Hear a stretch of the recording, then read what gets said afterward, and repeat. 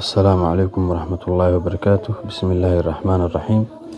Daawadayaal waxaad markale kusoo dhawaataan channelka ama channel YouTube Teacher Okash Online Academy.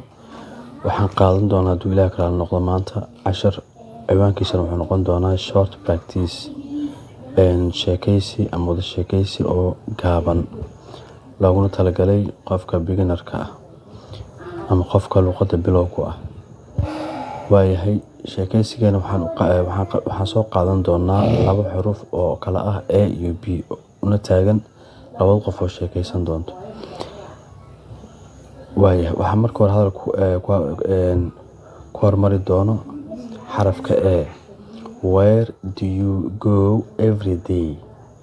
Xageed aadaa maalin walba? I go to school every day. Anigu waxaan aadaa iskoolka maalin walba. Why do you go to the school? Maxaad u aadaa iskoolka? Because maxaa yeelay I want waxaan rabaa to learn inaan barto Ingiriiska. Good. Hagaag.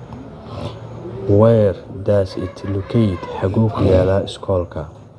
It locates wuxuu ku yaalaa near the highway, meel u dhow wadada weyn. Who teaches you? Yaa ku bara ama yaa ku dhiga the language luqadda?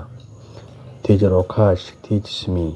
Macallin Okash ayaa i bara ama ii dhiga. Are you still beginner? Weli bilow miyaa tahay? Really run ahaantii I'm still beginner. Weli waxaan ahay bilow. Mahadsanid daawada.